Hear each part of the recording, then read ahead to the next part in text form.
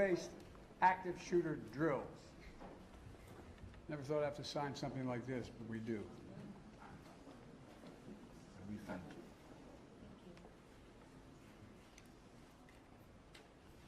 Bravo.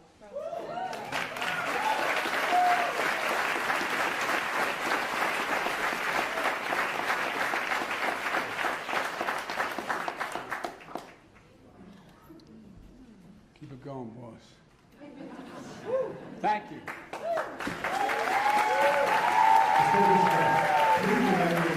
President and Vice President of House. Thank you. All right. By the way.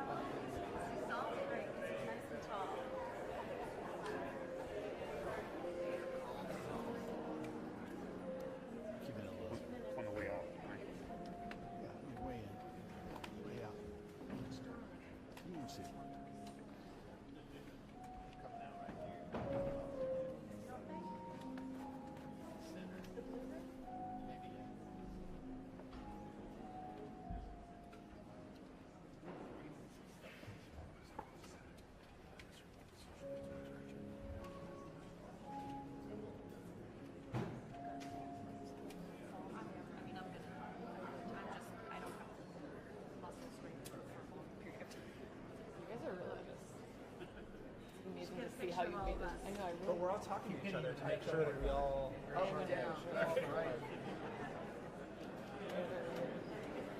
is teamwork right here. Just remember, I'm right here. Everyone's got the shot.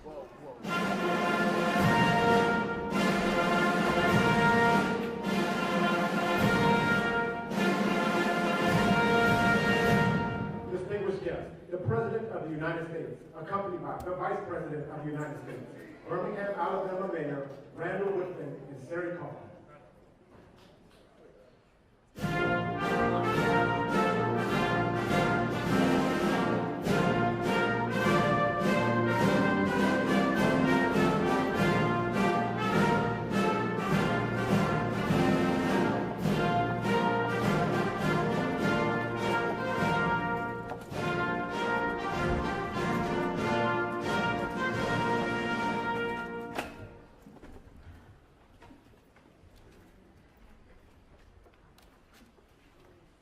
Hello, everyone. My name is Sari Kaufman. When I was 15, a gunman entered my school, Marjorie Stoneman Douglas, and murdered 17 of my classmates, teachers, and friends. Ever since, I've been fighting against gun violence. And I am so happy that we finally have a president and vice president who are making schools safer.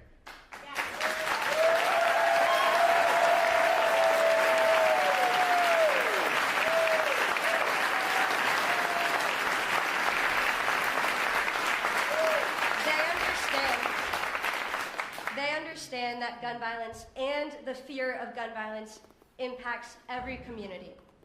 School shooting drills are adding to this fear and anxiety. While we must be prepared, we should not be traumatizing students. That is why I am grateful to President Biden and Vice President Harris for not only leading on the issue of gun violence, but showing compassion while they do it. This leadership is something I have seen firsthand. Vice President Harris has comforted survivors across our country. She has walked the halls of my school in Parkland alongside the families of the victims. She has listened to Gen Z leaders and understands how we are feeling. And she leads the first ever White House Office of Gun Violence Prevention.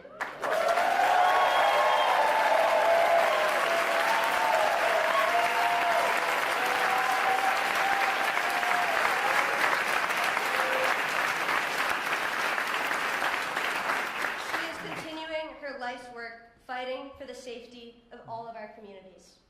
And now it is my honor to introduce the Vice President of the United States, Kamala Harris.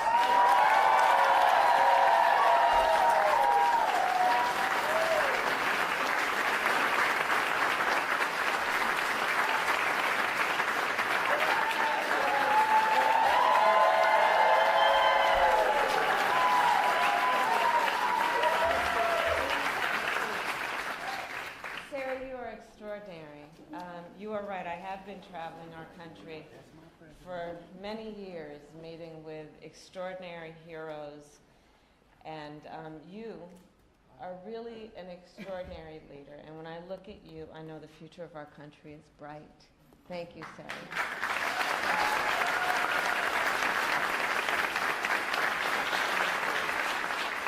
And to all the leaders here, survivors, family members, loved ones, thank you all for the work that you do and the voice that you carry for so many who are not in this room right now, but deserve to be seen, deserve to be known, deserve to be heard.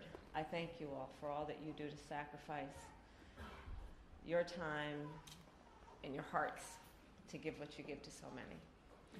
And so it is good to be with everyone, including our extraordinary President, Joe Biden.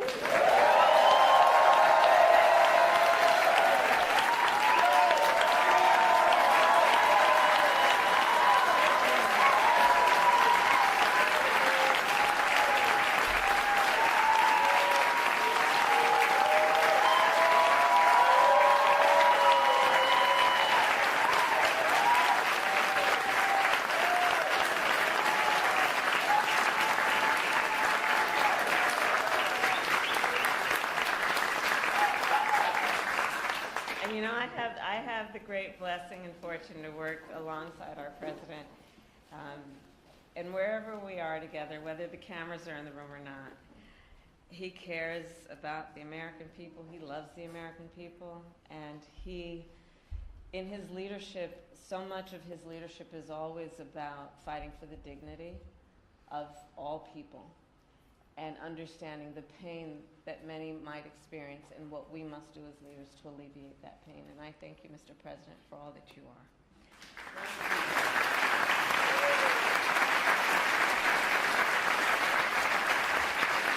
And to all the members of Congress who are here, all the leaders who are here, I thank you. So before I begin, I will say a few words about Hurricane Helene. So the President and I, of course, are monitoring the case and the situation closely, and we urge everyone who is watching at this very moment to take this storm very seriously, and please follow the guidance of your local officials. And President Biden and I, of course, will continue to work closely with state and local officials to ensure that everyone is safe and to protect communities before, during, and after the storm. So with that, I will turn to the subject at hand. I believe the right to be safe is a civil right.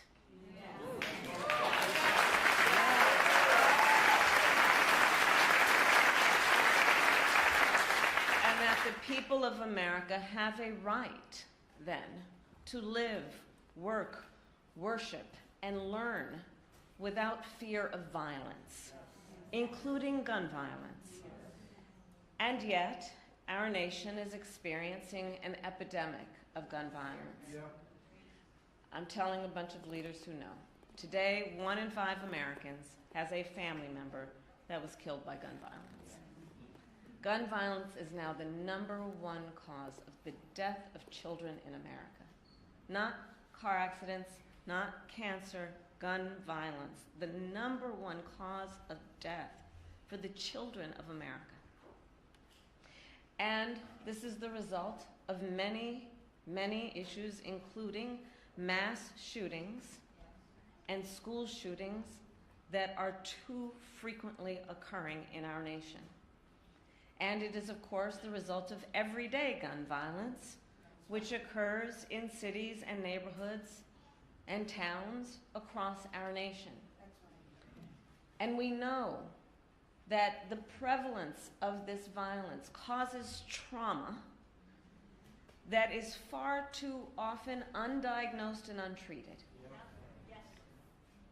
Which means that the effect of it is from that moment and lingers for a lifetime if we don't take seriously what are the seen and visible and unseen injuries that result from this violence.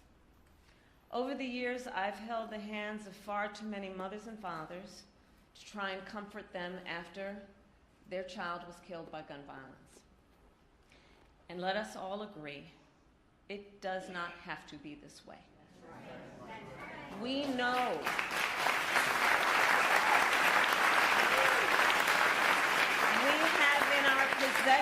we know how to stop these tragedies, and it is a false choice to suggest you are either in favor of the Second Amendment or you want to take everyone's guns away.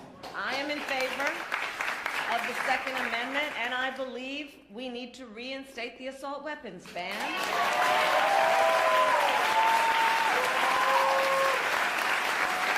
And pass universal background checks, safe storage laws, and red flag laws.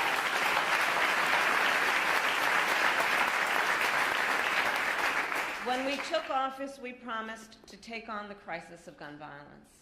And we passed, under the President's leadership, the first major gun safety law in nearly 30 years, a bipartisan law, which includes an historic investment to address the trauma caused by gun violence. We are hiring 14,000 new mental health counselors in public schools across our nation. We need to hire more.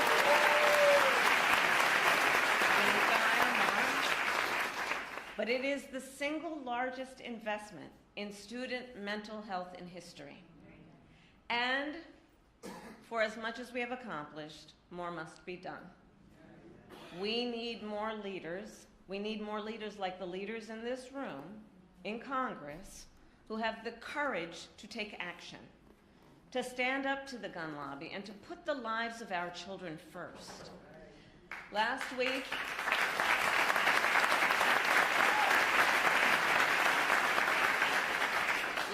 I met with a young leader. Her name is Natalie.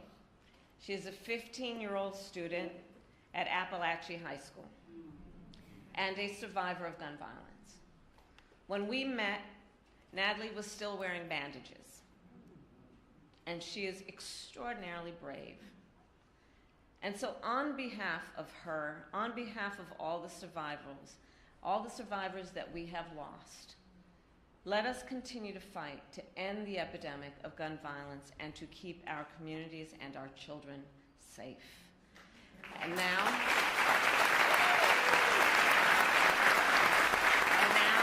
it is my great honor to introduce a leader and a friend who understands the urgency of this crisis. He is a mayor who knows firsthand what it is like to lose a loved one to gun violence and to see his community shaken by tragedy.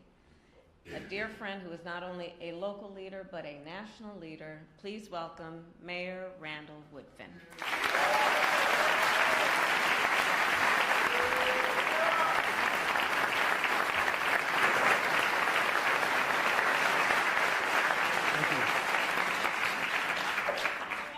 Thank you.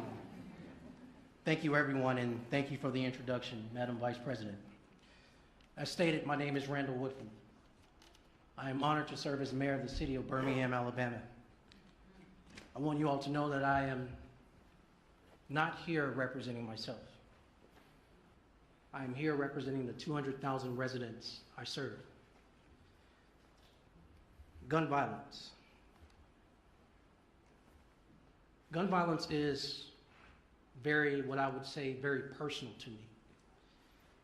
Because I know the scream of a mother when her child is killed.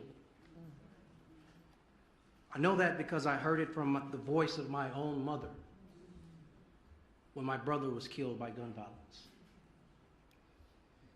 I know that scream, I heard that scream again this past Saturday as the lives of 4 people were stolen and 17 other victims were shot during a horrific mass shooting in Birmingham.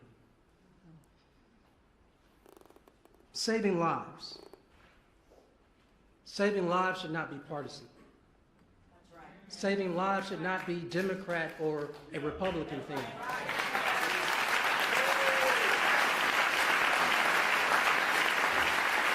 Saving lives, everyone. Saving lives shouldn't even be political. Saving lives is the most American thing we can do together.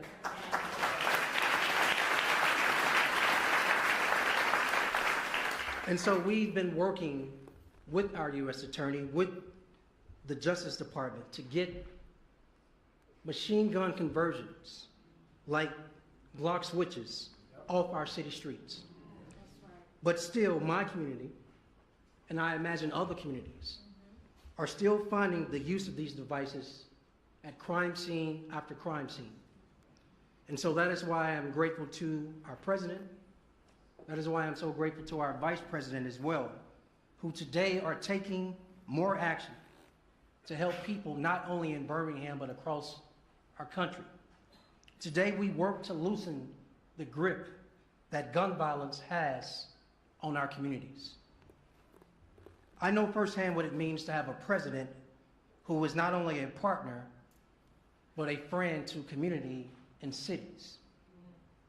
The Biden-Harris administration is making historic and transformative investments in our neighborhoods, but most importantly, in our people. Instead of being overlooked, I am happy to stand on this stage and tell you we have a president who not only sees us, but truly believes in us. And that is why it is my honor to introduce President Joe Biden, who has been a true friend to Birmingham, Alabama.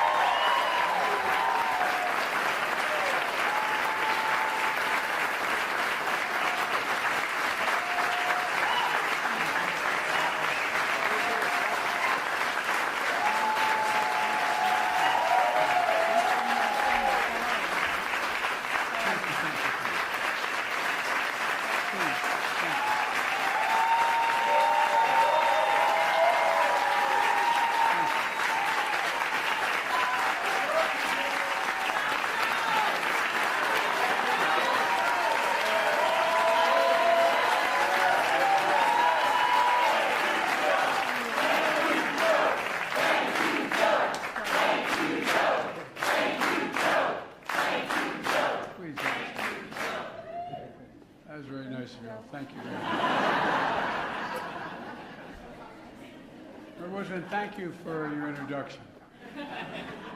And quite frankly, for your extraordinary leadership in Birmingham. You know, through your love for your brother, helping ensure that he and all victims of gun violence have not died in vain. May I ask a question? How many of you in this audience have lost someone in the family to gun violence? I know from experience of other losses that this is bittersweet.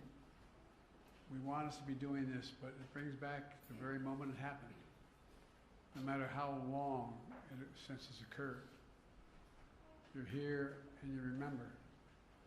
Remember the first time you heard my son, my daughter, my mother, my father, my brother, my sister, somebody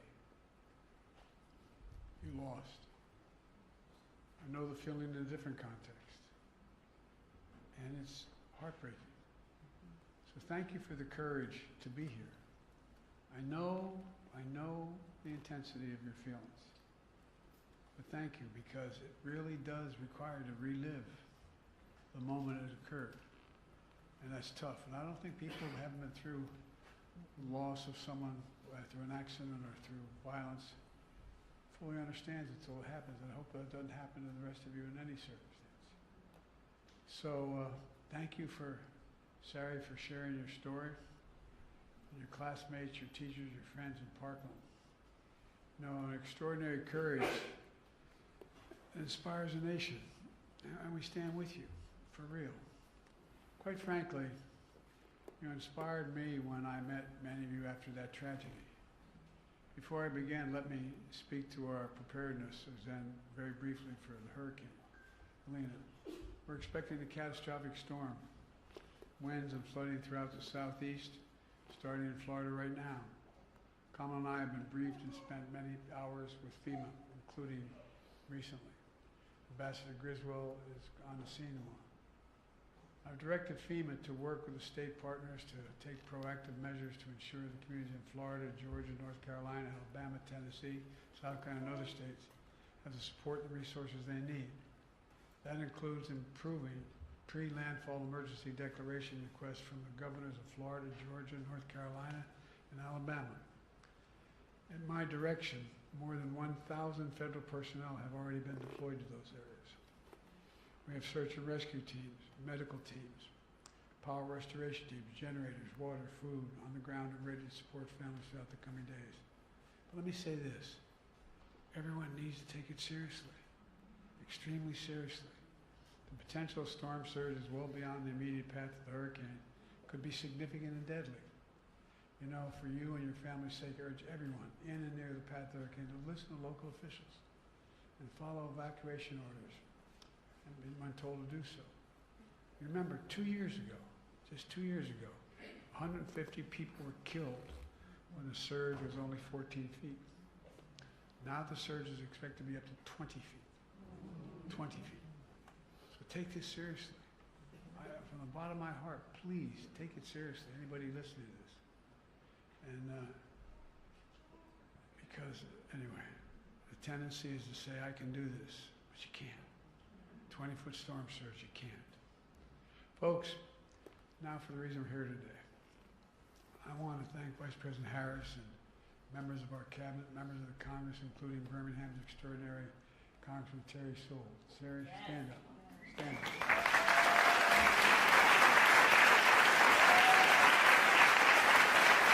I want to thank Congressman Mike Thompson. Mike, stand up.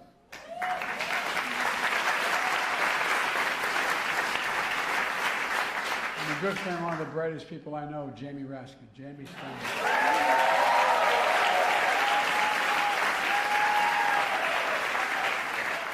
Congressman Maxwell Frost, who started by organizing opposition to gun violence, is now the youngest member of Congress.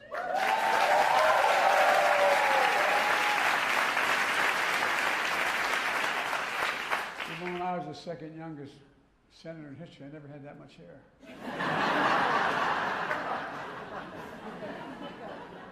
And Representative Lucy Macbeth, whose son Jordan was killed by guns.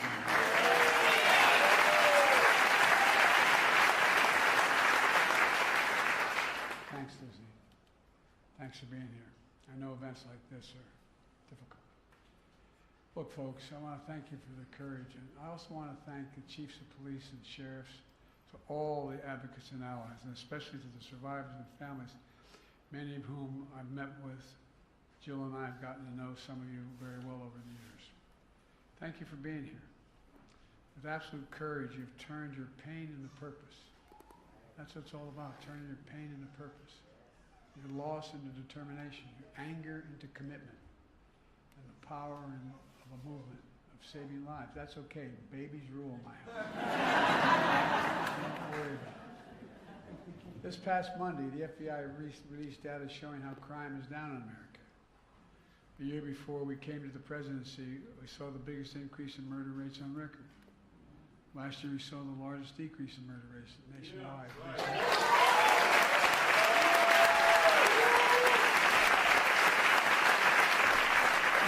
Thanks to guys like you wearing those uniforms.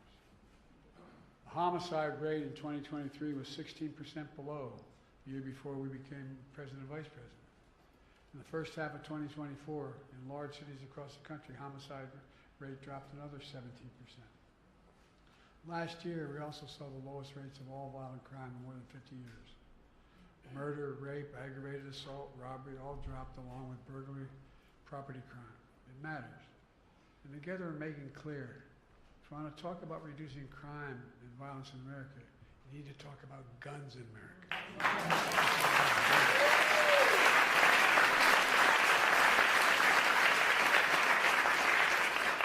You just heard Kamala cite the statistics all Americans should be ashamed of. Guns are the number one, hard to believe, are the number one killer of children in America, more than any other cause. Accidents, more than any other cause. It's almost unbelievable to think it's sick. Last year, after another school shooting, my predecessor said, like some members of Congress said, quote, just get over it. I'm going to be very blunt. Secretary Vance of Ohio has called these shootings facts of life. Who the hell do these people think they are? I mean it.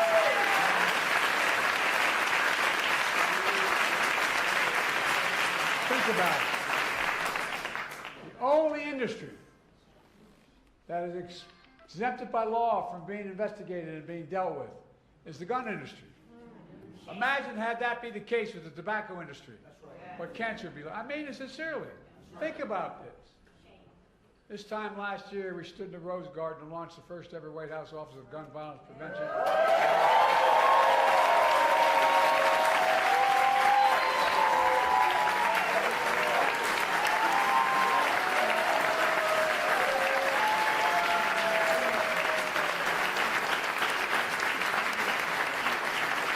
Look around the room, I see survivors, like our former magnificent congresswoman, who's always out there fighting. Thank you, guys. Thank you. You know, it's staffed by gun violence survivors and experts overseen by our incredible vice president. The purpose is to drive and coordinate the government in a nationwide effort to reduce gun violence in America. Over the past year, we made tremendous progress. More background checks required for firearms sold at gun shows online. New interagency response teams to support communities after mass shootings. And I've been to all but 3 mass shootings in the United States of America and spent time with surviving families, many of whom I see here in this audience. Because it's important to raise up what's happening. Most comprehensive federal guide ever on safe gun storage of firearms. First ever Surgeon General's advisory declaring gun violence to be a public health crisis.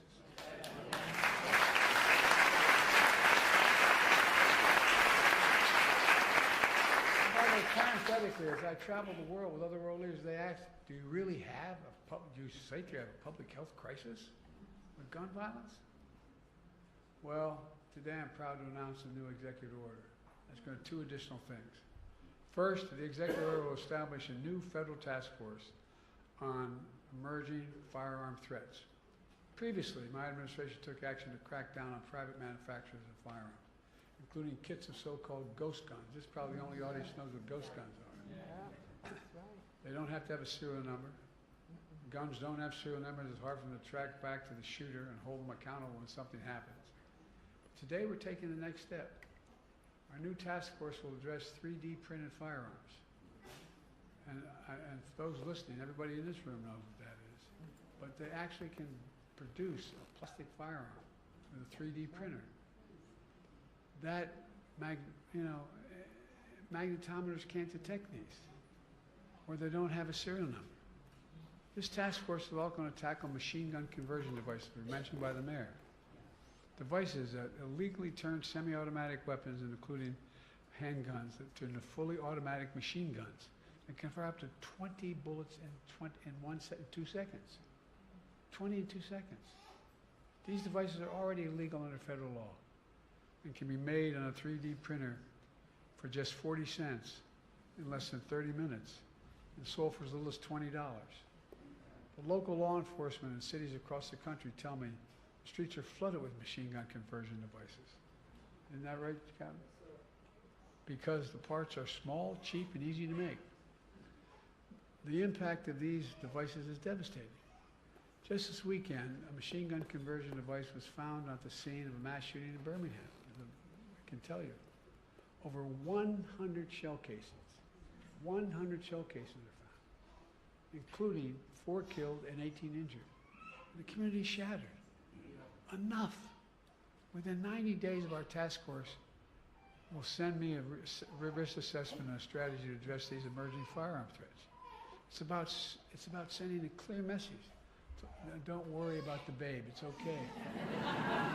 Really. Sending a clear message to local law enforcement, the cities across the country. We're to help, and together we can save lives.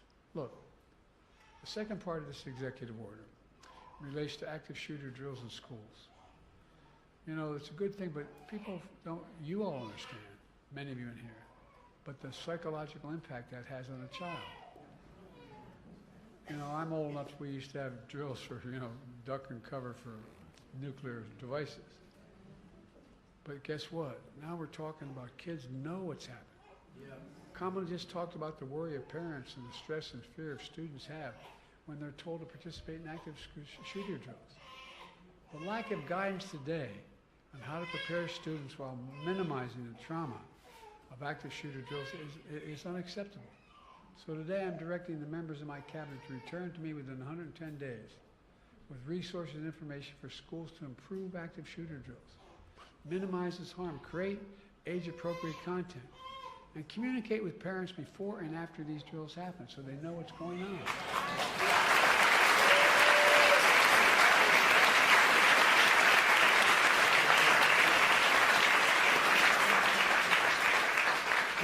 We just have to do better, and we can do better. But that's not all. Today, my administration is also announcing a whole series of new actions to address gun violence. We're releasing a new tool with resources to help schools communicate with parents about safety of storing firearms in their homes. And by the way,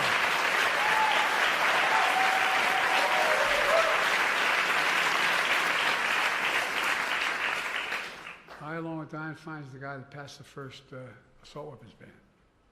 And here's the deal. It was amazing. Amazing how many of those gun violence occurred with those when they were outlawed with these firearms were a consequence of a parent not being responsible with the guns they own. Or in a recent case, I won't get into it because it's under litigation, a parent who provided an assault weapon to a young child. It's been found that when school administrators communicate with parents about safe storage of firearms in their homes, it motivates parents to act.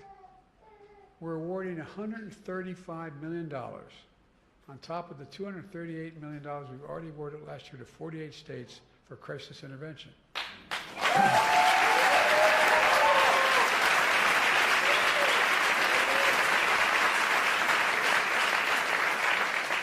Including tools like red flag laws. I'm going to be very personal here.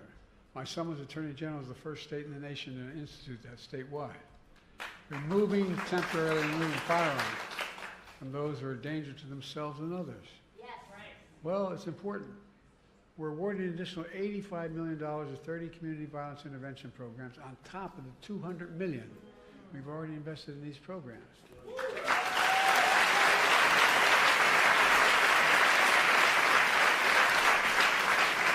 As you all know, these local intervention programs stop shootings before they happen, utilizing trusted messengers, community members, leaders to work directly with people at risk or the most vulnerable to gun violence.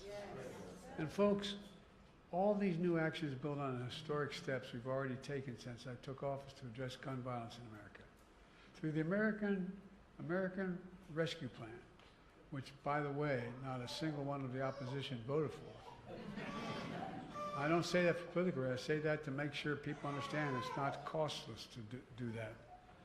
Helped deliver more than $15 billion, the largest investment ever in public safety. Let me say it again. All our opponents voted against the largest funding ever in public safety. I also announced a dozen executive orders to reduce gun violence, more than any of my predecessors. And with your help, we passed the Bipartisan Safer Communities Act, the most significant gun violence in 30 years.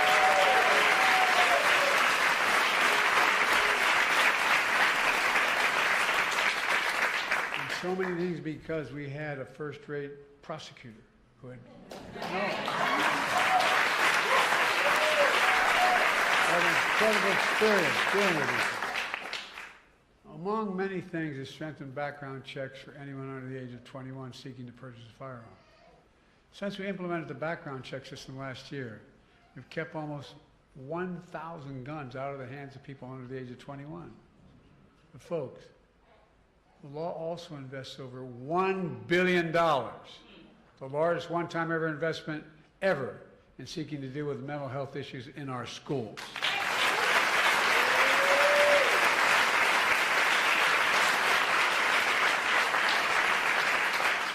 Help them deal with the grief and trauma of gun violence, other traumatic experiences. We spent a lot of time, didn't we, with those kids? Afraid to go back to school. Not an unusual thing to be concerned about if you sat there and the kid sitting next to you at your desk gets shot and killed. My former Senate Deputy Chief of Staff is here with me today, Roger Harrison, sitting in the back there. He founded an organization that does outreach programs for middle and high school students dealing with mental health issues. And many others around the country doing similar things. We still have more to do. But the steps we've taken so far in reducing gun violence and saving lives are real. But we have to keep going. There's so much more we have to do. I think it's time to reinstate the assault weapons ban and high-capacity magazines.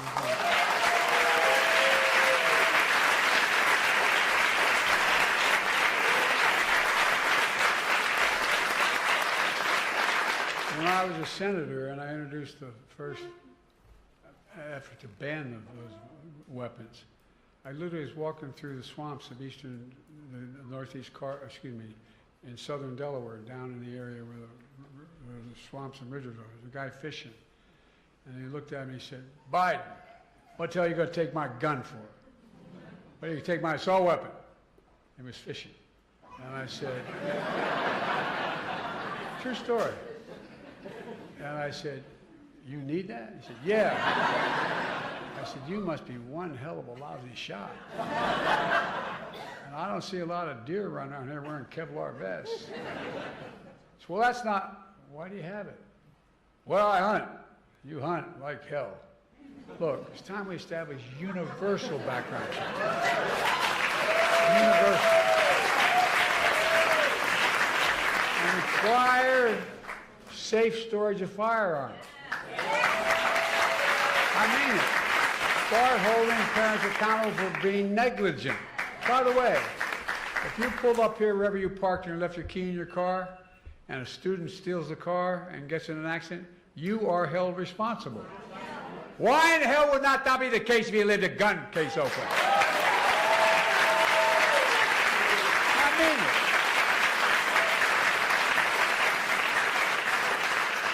it. And I've been fighting for this. I'm going to continue after I leave this office. End immunity for the gun industry. End it, end it, end it.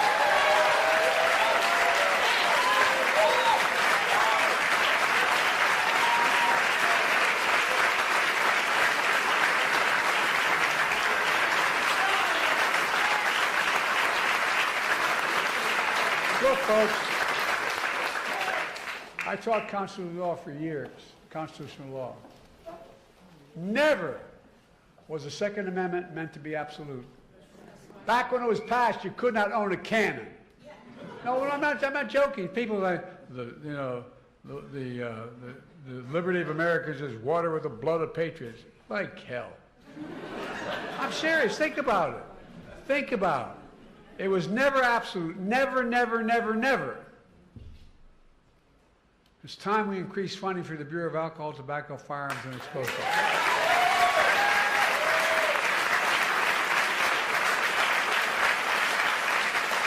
Another law enforcement agency to deal with crime and solve crimes faster.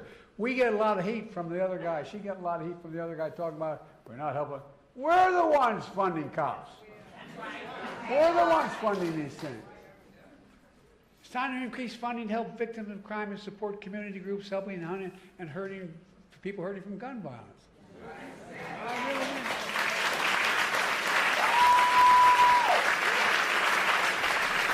Unfortunately, my predecessor and a lot of congressional other people opposed all these steps to reduce gun violence.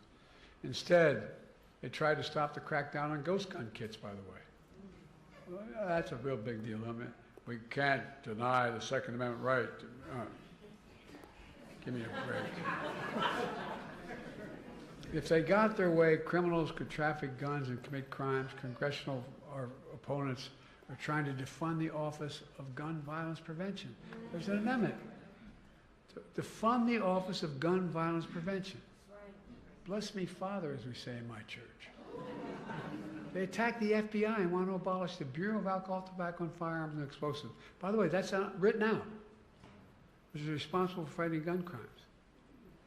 Folks, you can't be pro-law enforcement and be anti-FBI and ATF. That's outrageous.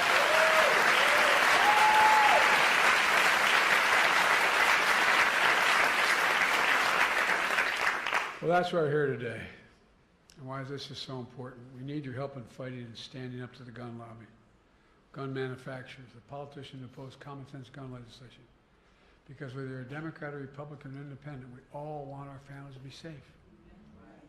When we drop families off at the house of worship, or a child at a mall, or a movie theater, or a school, we don't have to worry about whether that's the last time we'll see them. I mean, think about it. Think about it. We all want our kids to have the freedom to learn how to read and write in schools instead of duck and cover. Let me close with this. I know how difficult this work is, particularly if someone's been through the tragedies and consequences of it. But I also have no illusions about the champions and heroes in this fight, including all of you. I really don't. Look what you've already done. Look at the movie you built. Look at the elected officials standing alongside me and here today. Listen to the young people speaking out. That's the power of your loved ones and their memory.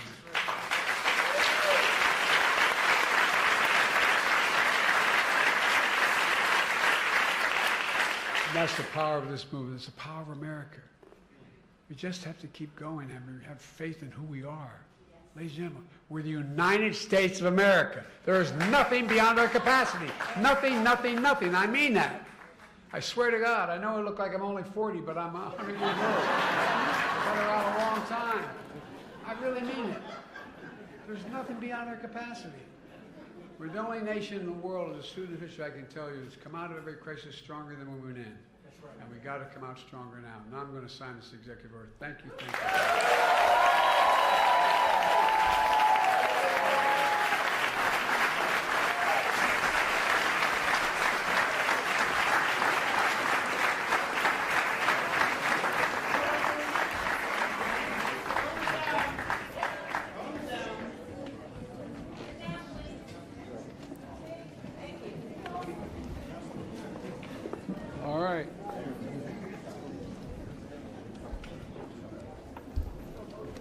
I'm about to sign is combating emerging firearms threats and improving school-based active shooter drills.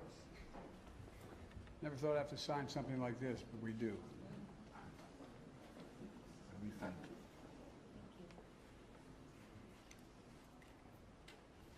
Bravo. Bravo.